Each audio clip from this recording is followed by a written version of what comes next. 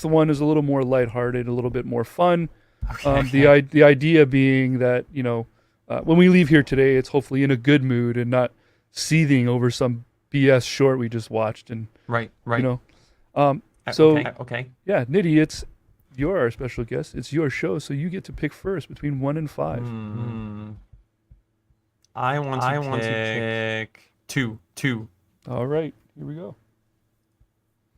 This is one of the many reasons why we need fathers. This lovely lady is my 10-year-old daughter, who has, for the second time this school year, been kicked off the school bus due to bullying another student. Let me make this extremely clear. Bullying is unacceptable, especially in my household. Friday, when my daughter brought home her paperwork for her bus suspension, she said, "Daddy, you're gonna have to take me to school next week." As you see this morning, she is learning otherwise. A lot of children today feel that the things their parents do for them is a right and not a privilege. So today, my beautiful daughter is going to walk 5 miles to school in 36-degree weather. I know a lot of you parents are not going to agree with this, but that is all right, because I'm doing what I feel is right to teach my daughter a lesson and to stop her from bullying.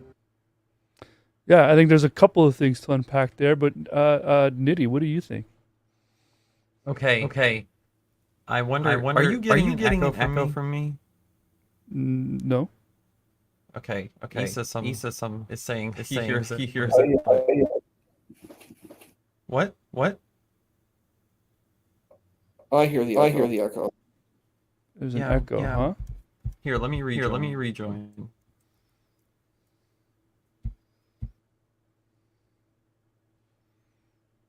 I don't hear any echo. Anyone in our chat? Yes, echo. I'm hearing it as well. Okay, so it's probably me then. Which means. Okay. Stand by a second. What the hell? No, it's That's probably so me. weird. Weird. Just hang on. It's you.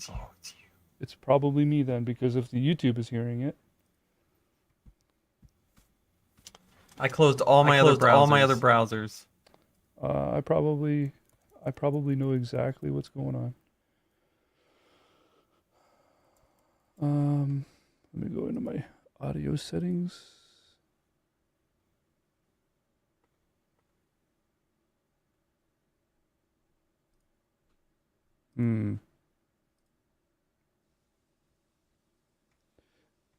Did we have an echo before I brought the tableau on the stage? No. Okay. And it's definitely me. I'm going to stop the screen share. And why don't you go ahead? Did you hear the short at all, or? Yeah, I did. So, okay. My initial thought here is that this kind of parenting is in the same line as I think corporal punishment is. The shame punishment is an effort to hurt your child with your power, right? The child cannot control how you want to use your social media presence, which is much farther reaching than their voice, right? They just go to school, they're in your house, they don't have any means to combat or explain themselves or just communicate I'm sorry, right, to the scale that you are. And so you're using your power in a way that is specifically engineered to make you look good, you feel powerful, and to, if they discover it, be hurt. And it's not much different than hitting a child, to me, right? You're using your power specifically to hurt, to retribute a situation which could be amenable through peaceful means, right? That, like, a child is usually going to be able to combat an adult. Like, by and large, no, right? It's just an unjustified use of force. One is psychological, the other is physical, and neither are justified. Well, and what frustrates me more is when people use the Bible to extricate or remove their responsibility from enacting this kind of punishment onto kids. There's the echo again. So yeah, where it's like spare the rod, spoil the child, right? Which has no grounding in actual data. When people say, well, I turned out fine, my immediate response, and I did this in my church to someone who I agreed, Jesus rose from the dead for both of us. We believe the Bible. I looked him right in the eyes and said, you didn't turn out fine. You turned out believing that this is fine, which is bad, right? It's like, oh, well, my parents locked me in a basement. I turned out fine. So locking children in a basement is fine, right? No, of course not. You are not fine being okay with doing the same type of abuse to someone else. Just because it was normal in your house doesn't make it normal or right for your house. So those are all my thoughts, I think, about that. So, but for now, real quick, just to before we carry on, there's no echo in our current state, right? Correct. Yeah. Okay. Still not sure I've solved the problem here, but I'll get to it. One But thing you Issa, could do is just go ahead, Nitty. oh, go ahead. You could copy the short link in the chat and then share it that way, or just share the individual short instead of through Tableau. Do a share screen on each short link. Yeah. No, this should work. I've just been playing with too many settings lately. I've got a very complicated audio setup over here. I just got to find the right button to press. But Issa, I'm curious if I may just pivot over to you real quick. That short starts out with this is the reason that we need fathers. So the thing that kind of horrified me about the whole thing is, I'm wondering where it's a young lady, right? Mm-hmm. This young lady learned bullying, because it seems like the father is a bully himself. Piggybacking on what Nidhi said, this is negative reinforcement, and he is a bully himself. He's just an adult bully. So he's trying to teach his daughter about bullying by bullying her. I find that to be extremely ironic, as well as deeply problematic. And it's definitely this weird heteronormative misogyny that's peeping through as well, which is not good either. Right. The man is the one that has the power and ability to take over, right? I wonder if that creator, if you want to call him that, would be okay with mom doing that. Maybe. I was actually watching one of Marlon's pieces of trash, and they had a guest on that, a married couple on, that had this kind of biblical ethic. And the mother said, my kids should know when they can catch these hands anytime. Wow. And then she said, unironically, you feel like a bully when they get older.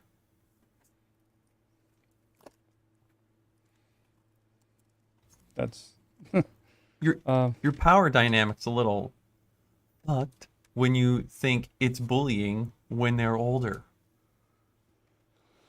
What? Right? Like if your child at school decided the way to discipline their friends was hitting and calling names, right? You'd be like, oh, my little child's a bully. But when it happens at home, for you, to your small child, oh, it says it in the Bible. It's fine. Oh, wait, they're a teenager. I don't have the power dynamic anymore. Oh, now it's bullying because they're getting closer to my peer. Ridiculous. Bullying's bullying. Yeah, it doesn't matter what age you are. Exactly. It's pitiful. It's really easy to just hear the word bully and instantly go to a schoolyard with children kind of shoving each other. But yeah, even a parent can bully their own kid, I would guess, eh? Of course. Yeah. It's terrible. And I totally agree with you, Issa, that all that short is trying to do is, well, whether they realize it or not, it's just negative reinforcement and bullying.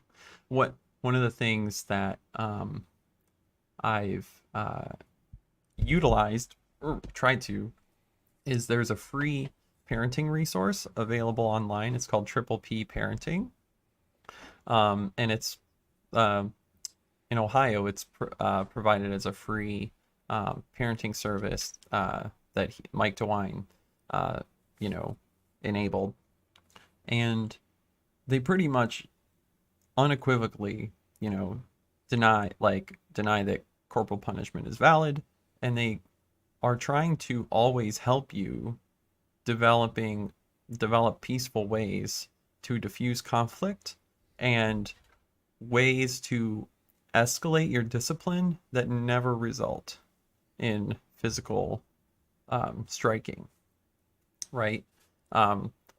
If there's a fight between toy, just take away the toy. Right. Well, first you could try and make the situation a turn-based system, right? You've had this a long time. That your brother or sister hasn't had an chance. Why don't we just work on this? And why don't you get to use this thing, a replacement? Or just take the thing away. And if they escalate further, one person sits in the hallway with nothing to do except think about the conflict. No, they don't go to their room with more toys to, create distance from the problem. They're just in the hallway. You don't say, in the hallway, you heathen. You say, okay, it's time for you to have a cool down time, right? And then if they, are whining and crying, don't reinforce it. Just go play with the other child, right?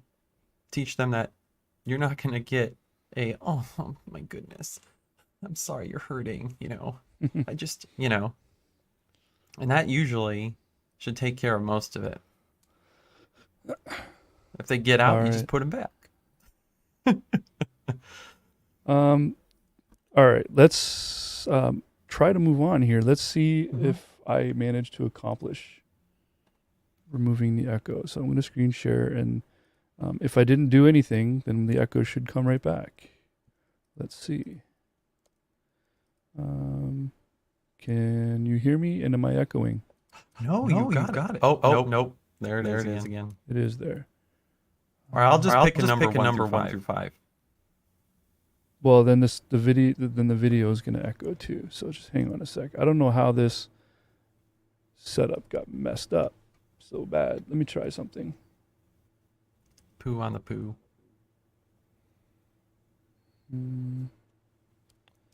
All right. Whoa, that's really loud in my head. Okay. Hey, Jeff C. Hi, it's Sage. Captive Desk. Thanks for joining us. Mm-hmm. We are having technical difficulties. I should have probably tested this a little bit more. Let me see now. Is there echo when I talk? Let me try me talking. Oh, it's me again. Issa, you say something.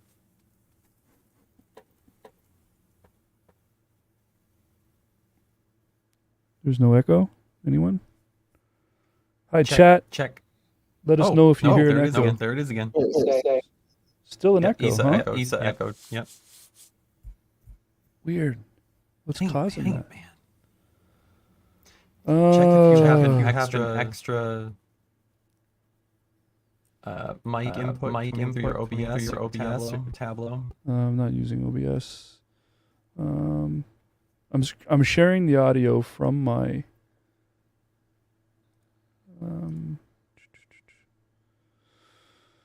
okay, let me just wrap my head around this for a second. So I'm sharing the audio from the screen share. Why would there be echo when I screen share? That doesn't make sense.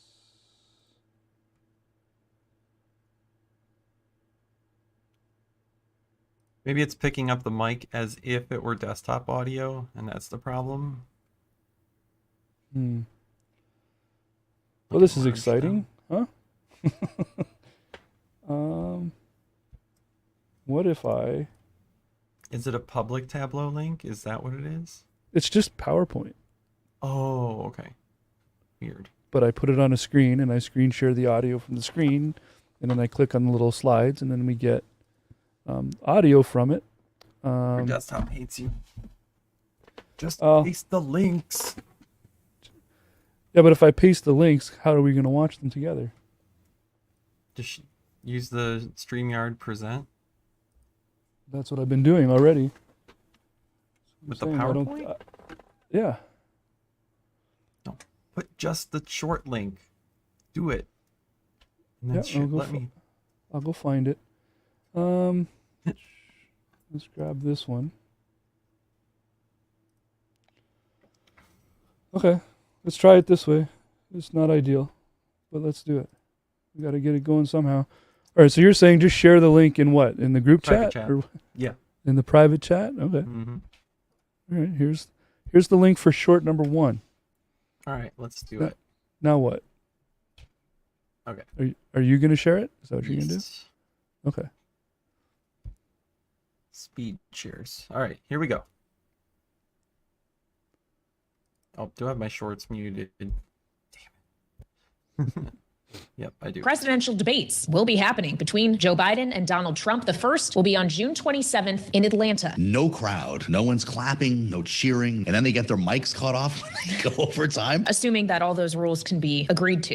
When Donald Trump's indicating he would prefer something with a live audience. How do you prep this go around for a debate between Donald Trump, if you're Joe Biden? I think Joe Biden's going to have to really figure out a way to distance himself from Trump, but also be really on alert to fact check Donald Trump to some degree. That's going to be Biden's job. He can't just ignore factual misrepresentations coming from his opponent. You can't rely on the moderators. The town hall that CNN did during the campaign with Donald Trump turned into a lie fest. They lost control of it. Donald Trump is a disruptive guy. He knows how to take control of these situations. And General Joe Biden, he's a dignified guy who tries to play by the rules. I don't care what moderator you get. They're going to lose control of this debate in the first 5 minutes, and then it's going to be mano a mano. Presidential debates. Okay, so here are my initial thoughts about the debate overall. I All think right. they're right on that they're probably going to lose track of this thing. I think Biden should try and come up with hilarious questions that are tangentially related to the original question, right? How do you want to tackle energy solutions in the United States? And Biden gives an answer and says, now I'd like to ask my opponent, would he run from a windmill just like a shark? Like, does he understand like how these forms of energy even work or function? Like, are all these things somehow terrifying to people? It doesn't make sense. Donald, can you please answer the question about that? And just make him look silly. Make him come up with some rambling answer that's incoherent, right? So that moderates and independents will be like, wow, this guy's a fucking moron, right? Yeah. Like completely incompetent and not able to understand reality. And I think the moderator is the one who's going to actually have to prepare, right? And I think the moderator should watch what's a good stream, some kind of debate like on Mark Reed's channel, or a call from the line, right, where someone is going off the rails and the hosts of the line are like, please answer the question. No, stop talking, stop. They should just watch Matt Dillahunty, right, where someone is just spouting off bullshit. He's like, no. Oh my god. If it's going to be anything like the last time those two debated, it's going to be a shit show, even if someone does have the thumb on the mute button. Issa, are you planning to catch that debate this Thursday? Probably not. I don't know. I'm a little jaded from the politics personally. I've seen it. We've already seen the debate between those two. what are we going to expect? Some magically different type of situation? I think it's I just think Trump will be worse. Worse. Oh, you think he'll be worse Mhm. as a debater? Oh yeah. Interesting. Oh, Because with no absolutely. audience and with No, mics because all automatically he's being gonna shut off at the end of time, I don't know. How could he? Yes. Exactly. Well, he's gonna try and yell enough insults. That's all Oh. he's got. Okay. That's all he's got. Misinformation and insults.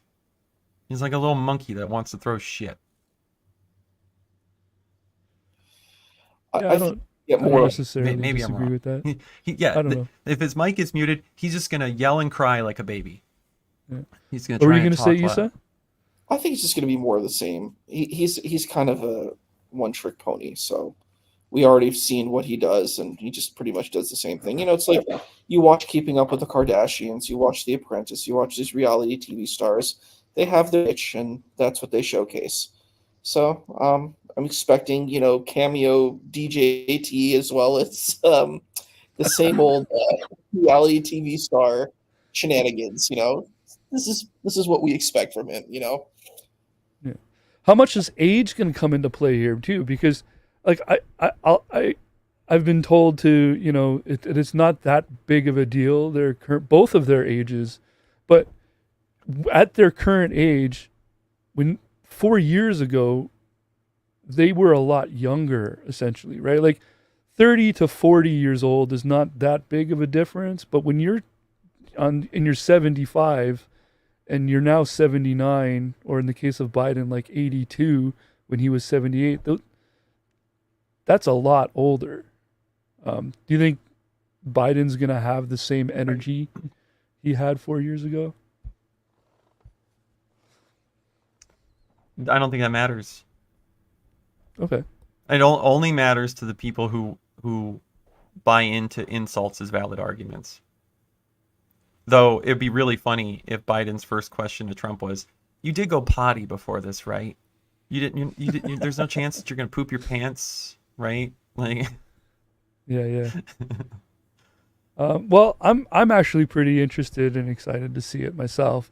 Then again, it's not my presidents that are the two people that might be president of my country debating either. So yeah. Um, All right, give us the next one. yeah, I've shared it in the chat there. Okay. When you share it, the video is kind of laggy, but the audio seems fine. So I think it's fine. So this one was short number 3. This And is I my think it's the favorite. topic we all really want to talk about right now. Yeah, I was talking about this last night with Jay, and how just furious I am overall about this. Well, let's play the situation. short and let's Hang get on. furious. He's still going. Audio. Wait, share this tab instead. Okay, we ready? Yeah.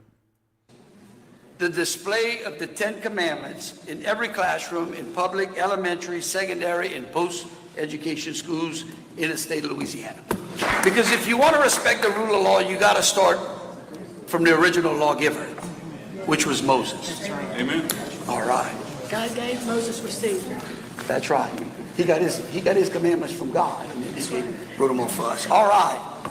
This bill mandates. All right, that's it. It was a short one. All right. But I've all we got so needed much. was to all we needed to do was prime the field and Nitty go bro go. All right, this is a part I'm going to steal from this stream and re-record as my own video. So, Absolutely. all right, let's start with the base problem of the reasoning for putting them up in the first place. The reasoning is, I believe in the Bible as a source of authority for everything I should do in my life and the policies I should endorse. That is the mind of the highly conservative evangelical voter. There's no budging on that, especially if they have some kind of strong doctrine of inerrancy, that everything that was spoken or written down or secondhand testified in their form of the scriptures is wholly without error from God. So that's the reason why we're seeing the push and, frankly, the ask forgiveness, not permission enacting of a law like this. Now, the next part is that reasoning is flawed. And it's flawed not because it's consistent with that set of scripture or beliefs. It's flawed because it's based on historical inaccuracy, things that just aren't true. The Mosaic law was not written by Moses, right? I think the Neo documentary Hypothesis does a beautiful job of covering why we don't think there is a univocal or single voice in the Pentateuch, right? That there are at least 3, probably 4, and maybe even a 5th source for the collation of the Pentateuch. Now, with scribes kind of putting those things together. The funny thing about the 10 Commandments is that, one, they don't actually stop people from doing anything wrong. What's the first thing that happens after Moses brings down the tablets? The people have an idolatrous orgy. They heard the voice of God, and it didn't stop them from being completely immoral and breaking commands right off the bat. So if there is any idea that conveying what God says is going to help this country, it's wrong. In fact, the Christian scriptures tell you the law was given so that we might see transgression, not stop it. It just furthers the point that people like this don't read and don't understand the whole of their scriptures. Okay? The next part is their choice of that particular decalogue is arbitrary because there are a set of re-delivered commandments that have some repetition to the original, but some that put a priority on things like thou shalt not boil a goat in its mother's milk. That typical verse that atheists pull up and have a good laugh at is actually in the second set of 10 commandments, as if they needed direct revelation from God to refute central pagan, I hate saying pagan, non-Jewish spiritual acts around them. That this one is a stamp, this act right here is idolatry, it must be prevented. Another problem is Moses is not the first source of commands at all, right? The Garden of Eden is the very first law or command given by God. And moreover, Noah is also given similar commands to Adam. So there's that. Then there's the idea that the God of the Hebrew Scriptures is the original moral lawgiver, when there are plenty of non-Jewish cultures that established their moral laws, the ways to behave within their culture, and where those morals were coming from. There is also a complete non-theistic way to explain morality, and it can work. In fact, it is equal to how a lot of people operate in this country anyway, right? Who is keeping the Sabbath holy except for Chick-fil-A and highly conservative Christians, right? Not many people, right? That doesn't seem to be a moral obligation for anyone. And again, the Christian scriptures tell you that Sabbath keeping is unnecessary. If you are going back to the Mosaic law for justifying and making those laws necessary for Christians, it's as if you are crucifying Christ all over again. Going back to the law to regulate your life, command it upon others, and demand obedience to it for other believers, it's like saying, sorry, God, I accepted Jesus, but you know what? I think he needs crucified again. Sacrificing your eternal son, not quite good enough. I need to obey laws that you tried to abolish and set me free from.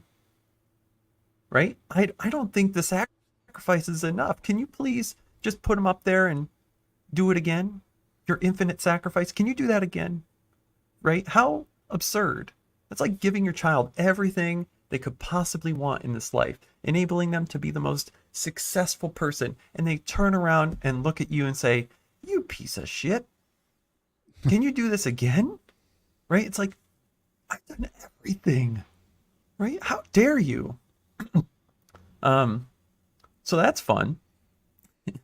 And you know, that it's turning off dissension and rational explanations of natural phenomenon, and it's not alarmist for people who disagree with this policy to say that this is a stepping stone to a snowball effect, right?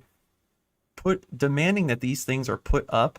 Let's say little Timmy walks into the classroom and he's like, Mrs. Jenkins, why is that on the wall? What do you think is an acceptable answer for her to give without losing her job?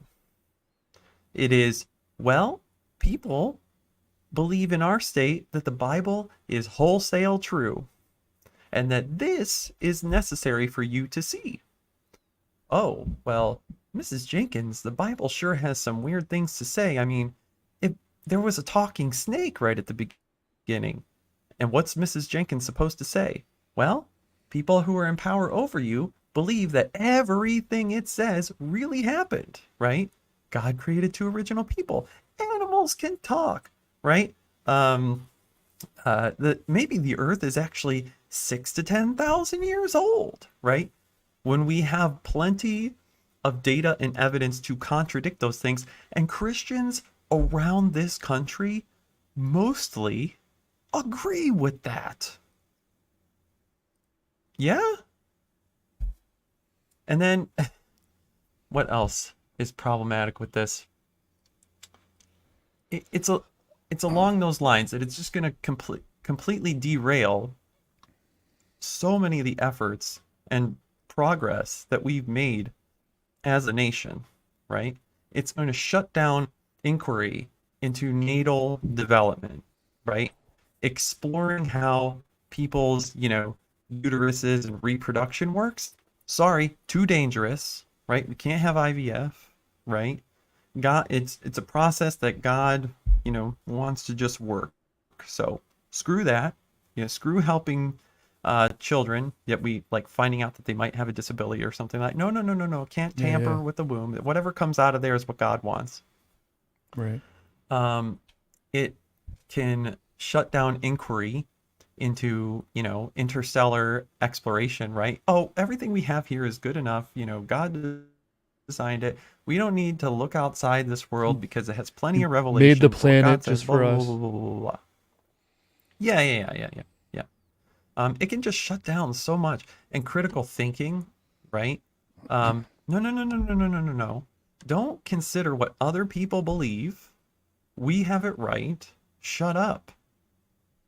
Right? Everything else has the potential for blasphemy and becoming a blasphemy injunction of the law. Right? If Christianity gets to have this privileged space, why not blasphemy laws? Right? Oh, I wholly reject that bullshit. Really? Really? Well, it's a law that your children should learn it. It's a law that this speech is necessary. How dare you speak against it? You know what? maybe that should be illegal, right? These kinds of commands, thou shalt not use the Lord's name in vain, i.e., thou shalt not commit blasphemy, is how a lot of people interpret that. It's pitiful, honestly. I like to say things like, if you have the truth, you shouldn't be afraid of criticism, of arguments against you, right? Well, maybe I'm wrong. That's actually a more humble position to take about everything. It's an honest position too. Right. Yeah. And it doesn't allow for rational people to convert from one religion to another. Right? You can't, because what you're telling people is, don't assess whether or not our religion is true. It is true, tough shit. Right? Yeah. You don't get the opportunity to analyze any claims. You don't get the opportunity to honestly convert on the evidence, right?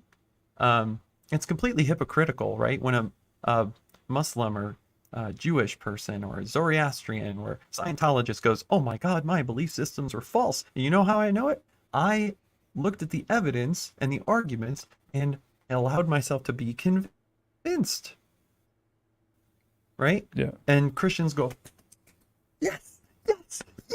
But if it happens to them towards another religion, oh my God, Well, right? They don't have the faith. Yeah.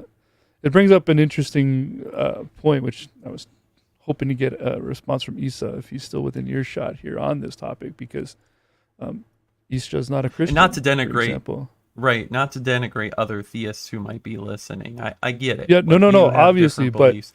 This it'd is be about our interesting country and Christianity. How Isa feels about the 10 Commandments in every classroom, and the guy Wait. said in the what? I do have another topic to address with that, and I think it's Okay. going to be related to asking Isa this.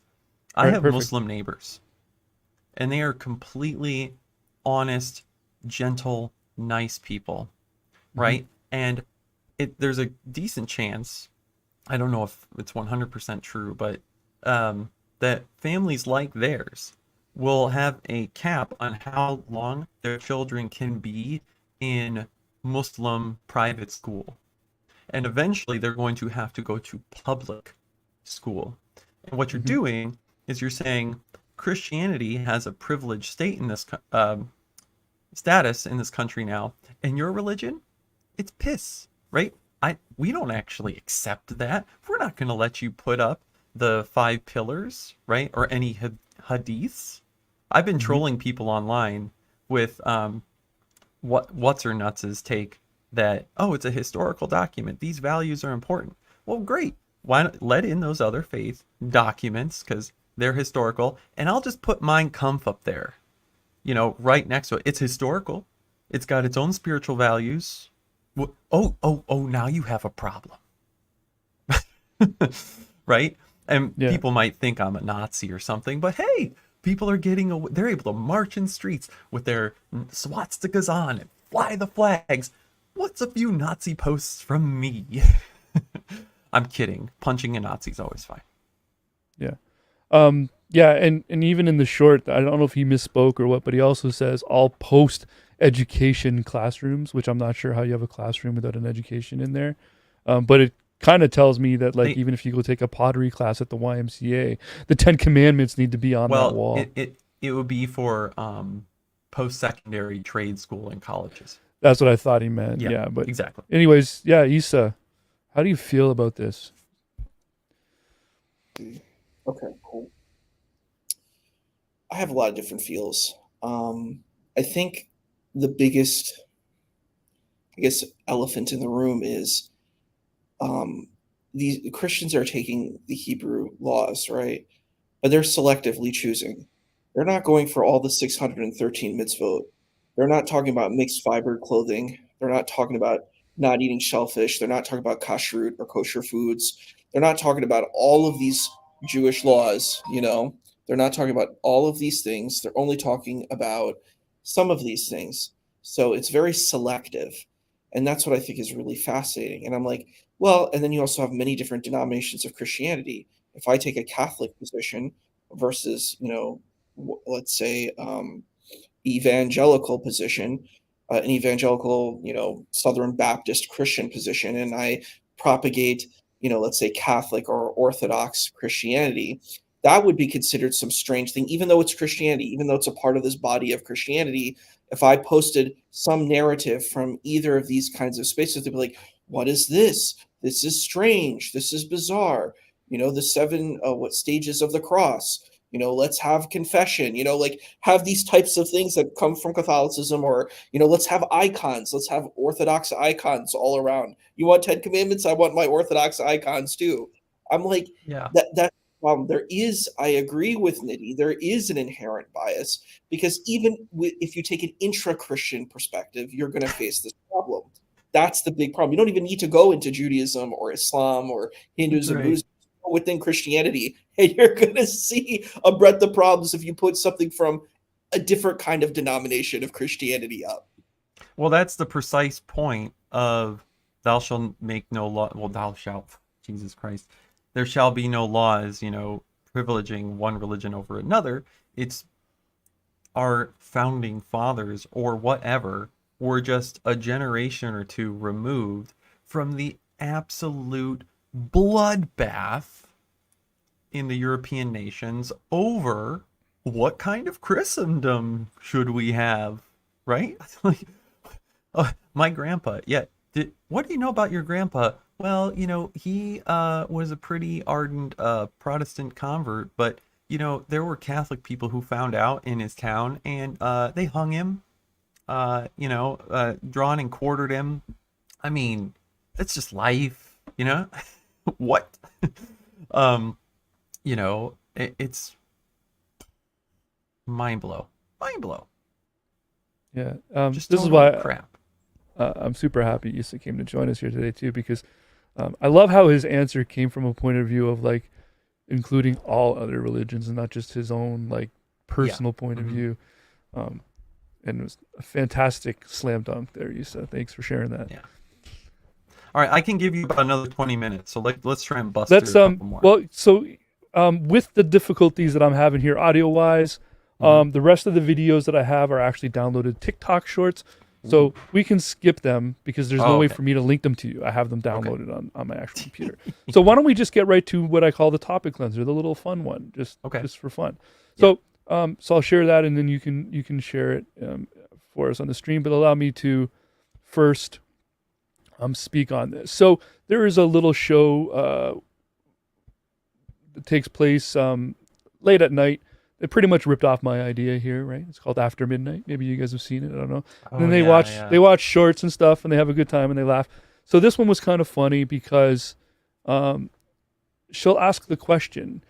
I'll let her ask the question, whatever. What I need you to do, Nidhi, if you're going to share this, is I'll need you to pause it after she asks the question. And just for the game of it, I want to see what you two think the answer is. Okay? Got it. Trad wife or pilgrim. Okay. Yeah. Got it. Are you ready? Yeah.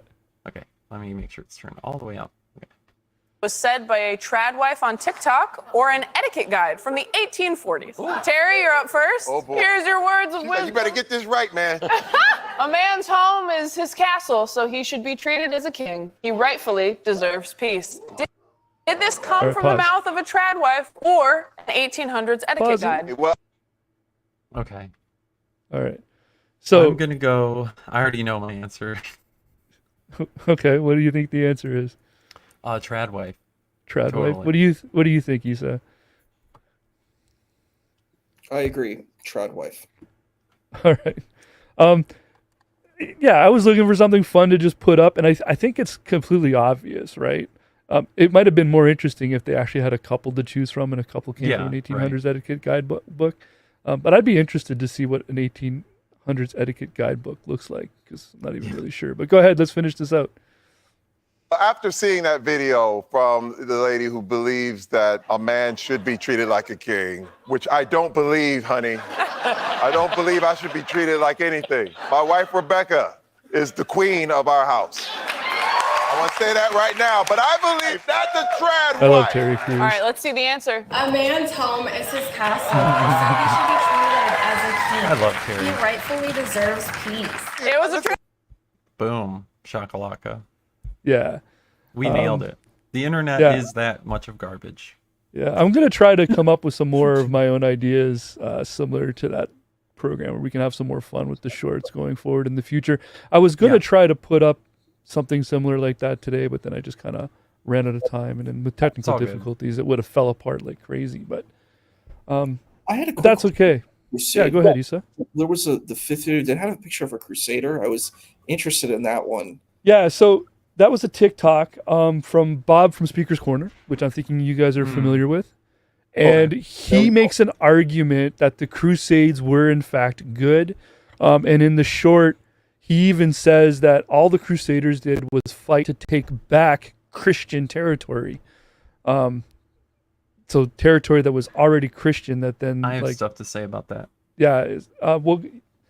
I can try to find the original TikTok. No need. Yeah, it's No Bob need. on Speaker's Corner. He's just going on a rant, and he says that here's what really happened with the Crusades. They were defending Christian territory when it was taken by Islam, and they were taking it back. So go ahead, Nitty. So, again, this is modern people, at least my opinion. I'm sure other believers could agree with me. But as I read the scriptures, Christian scriptures, as a believer in them, I railed against people in my own church who wanted some semblance of a Christian nation. And here's why. The words of Jesus, let's start with those. My kingdom is not of this world. That's his political response to people trying to make him king of this world then, right? As an affront to Rome. Plain and simple, right? Maybe it's a recognition that let's not go around punching at the obvious huge amount of power here, right? That's not going to work, right? We can all look around and say that's not going to work. They're going to get their comeuppance later, right? Or we are valid because it's a spiritual thing. But plain and simple, reading that scripture, you cannot come away with the perception that Jesus' kingdom is to happen on this earth. That is only for dominion theologians, right? Or people of the dominionist or the post-millennial, post-millennial people that believe that the millennial kingdom of Christ is here now, and the mission of the church is to convert the world to Christendom, which I don't know how you justify that position rationally, scripturally, but hey, another one is Philippians 3:20. But our kingdom is in heaven, and something like this. And so, oh my gosh, I forgot it. Oh no. Hold on. Oh no, I am off my game. But we are citizens of heaven, where the Lord Jesus Christ lives, and we are eagerly awaiting for him to return as our Savior. And the term citizen is the same one used for loyalty to any empire, especially the Roman one. And so the language here is that the Apostle Paul is saying, you don't belong to any earthly kingdom, especially the empire. I mean, duh. It's reinforcing that whole idea of my kingdom is not of this world, right? Paul earlier in the letter says to live is Christ, to die is gain, right? In this earth, his goal is to suffer, but not to change it. And when he dies, he gets the right place to be. It's absurd to me that Christians want to go with some dominionist perspective and justify the Crusades. Now, what's funny and terrible is that Redeem Zoomer is a channel I'm sure people are familiar with. And his thing is to, at the end of his videos, he'll say things like, please donate money and support Project Reconquista. the intent, or the supposed intent, of Reconquista is to join Protestant churches in that kind of dominionist perspective, to convert basically all churches to a particular form of Protestantism, or at minimum get all the Protestant churches to agree and to be under one umbrella, with the then goal to, evangelize and purify society. My problem with it is that, one, it's a pipe dream, right? It's completely unrealistic and childish, take an understanding of Christendom in the first place. Second, if you go to the website, Project Reconquista, there is nothing peaceful about their idea there. They're taking the biblical language of spiritual war and using conquest crusade imagery to convey that point. So if your goal is the unification of a peaceful, positive, transformative group of the world, you should have something like people holding hands, people sitting at a table. Let's say they're all Christians, right? Like Jesus and the 12 disciples, where people are getting along, where people are coming out of church buildings and they're having one big fucking potluck, okay? Like, that is unification and joy and peace, and with the genuine goal for something positive. But instead, your idea of unification and purpose of your organization is to portray it with the imagery of violence, bloodshed, hatred, religious bigotry, torture. What the hell? You're not coming at this with the idea that you're going to spread joy and peace. You're doing this because you want power. Plain and simple. You want yours, you and yours, to be in the right, to be the power, and everyone else is the other. Even Protestants who disagree with you, who don't want to join your militant project. Oh, well, Jesus said, he didn't come to bring peace. He came to bring, war, or a sword to divide, mother and father, children and brother, sister, son and dad, all that shit, right? Which is hermeneutical nonsense. It can also be understood as just ideological and not some dominionist takeover, culture war, even within the church. It's sad.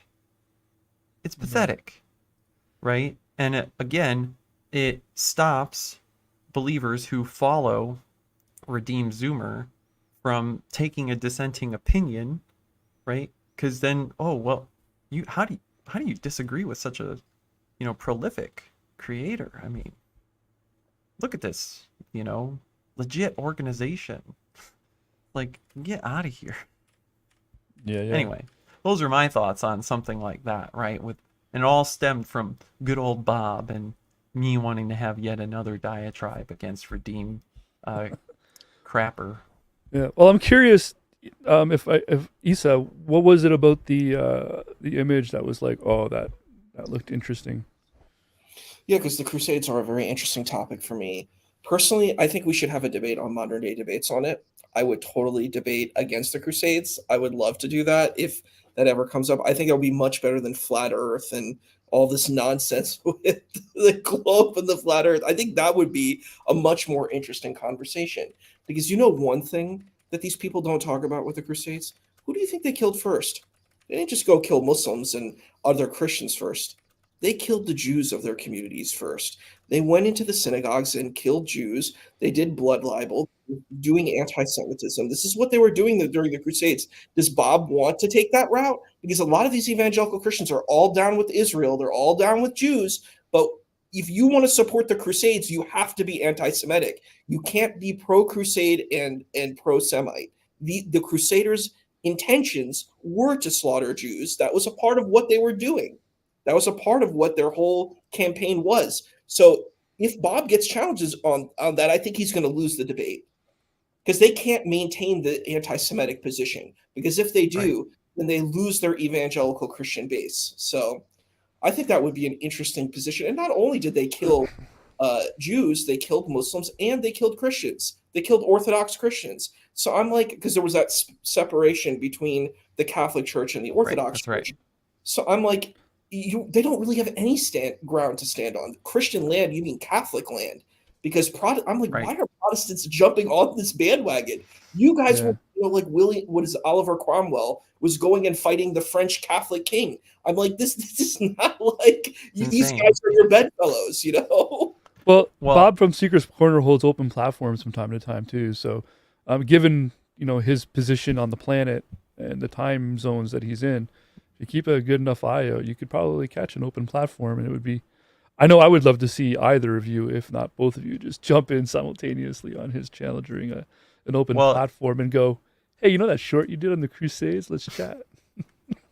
The other thing is that I think it would absolutely stun believers to read some of the literature from the 3rd and 4th centuries, coming from patristics, some Catholic-leaning ones, and to know that Martin Luther, one of the, flashpoints for the Protestant Reformation, was disgustingly anti-Semitic, right?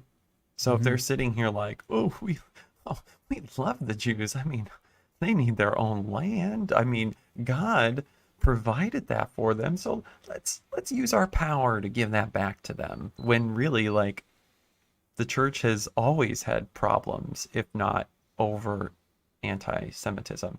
In fact, people who want a Christian nation, again, are openly marching with Nazi symbols and flags through my state. Sure, it's against the trans and LGBTQIA people. Does it stop there for them? Right. Of course not. Right?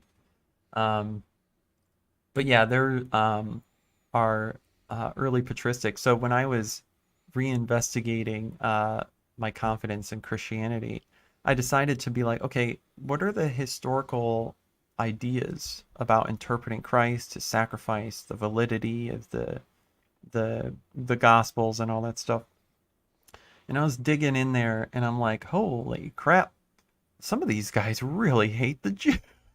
I mean, really hate them, right? Yeah. They call them moronic, demon worshippers, less than human, all kinds of stuff. And I'm like, oh my goodness. Yeah. Like, this was my history. I'm like, oh my gosh. I'll have to look at the Crusades a little more. I don't know a whole lot about them. I know that they were like, again, that's like third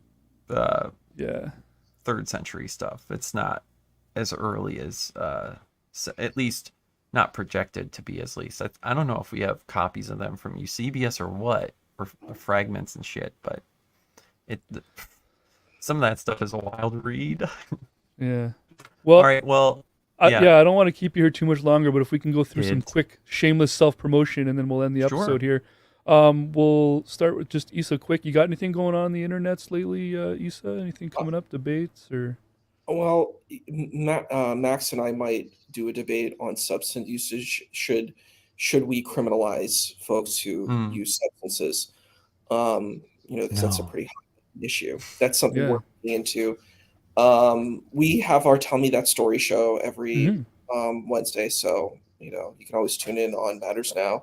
I'm working on my dissertation right now on death and dying, so that's my big focus. Got to get 100 pages done for that. So all right, it's a tough thing. I'm looking at different religions and how they engage with death and dying, and how to create what's considered like good death and good transition. So yeah. And Nitty, what are you doing? What are you going to be So talking for about? people unfamiliar with my channel, let's even start there. I'm pretty invested in this corner of the algorithm, this community.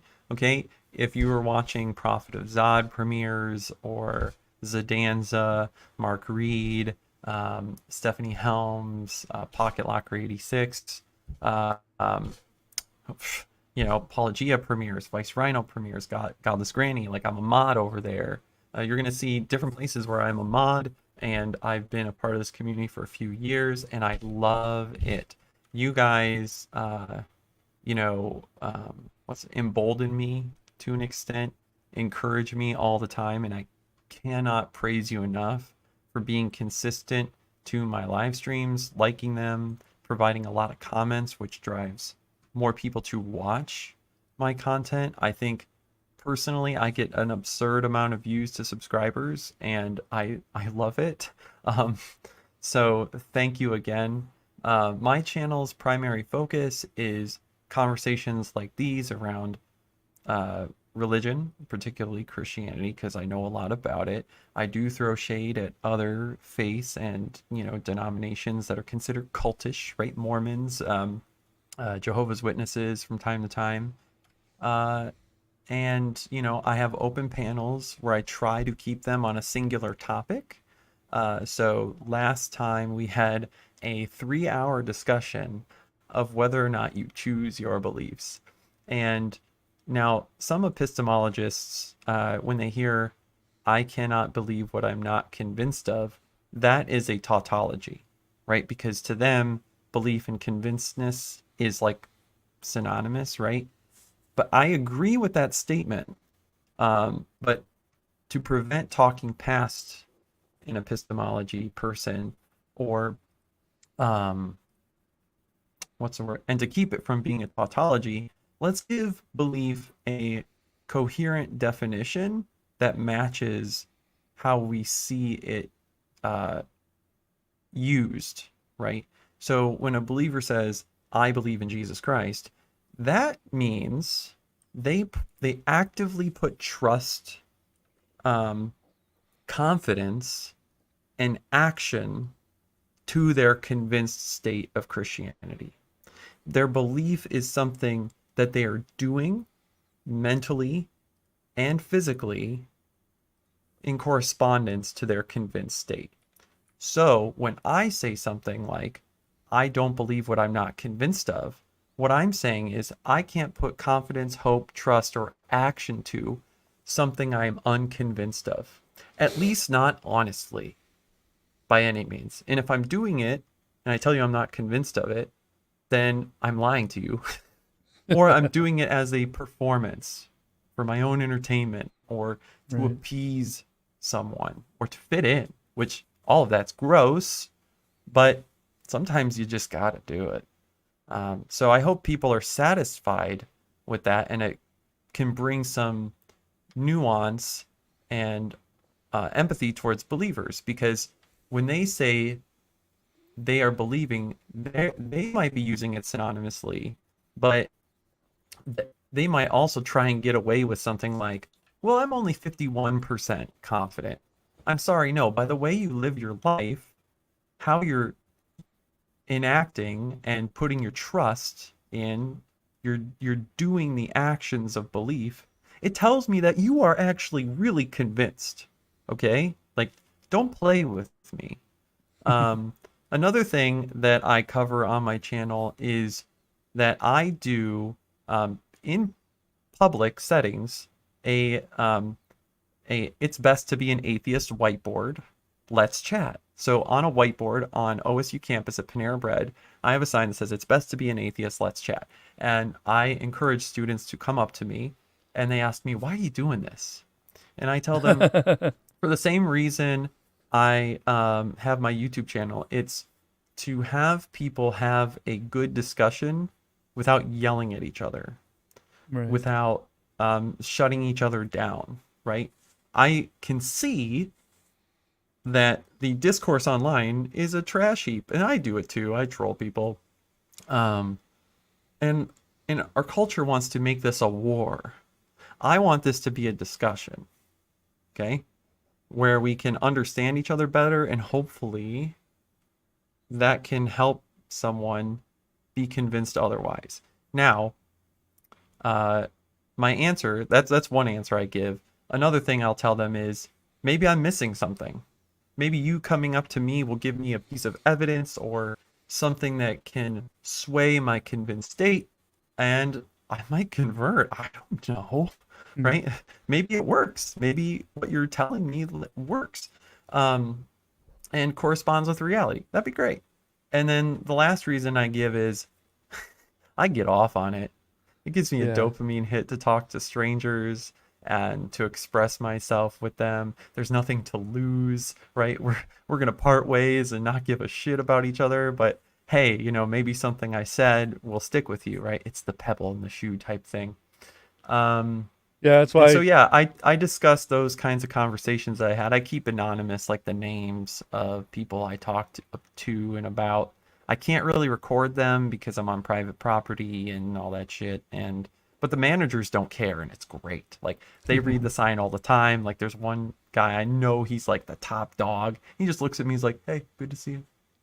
I'm like, oh my God, I love you so much. Yeah, that's why I like doing this show and just being on the internet in general. It's the audience, it's the chat, it's the That's right. That's right. The different people in the community that, like, you know, last night, Bridge the Divide did a live stream for the first time on I know, Friday I saw night. that. I tried to pop in a little bit. Yeah, it was a lot of fun and stuff, and I was over there supporting JL, and here he is now here supporting us. It's a lot of give and take. It's I'm glad he cool gets stuff. to hear my voice for a change.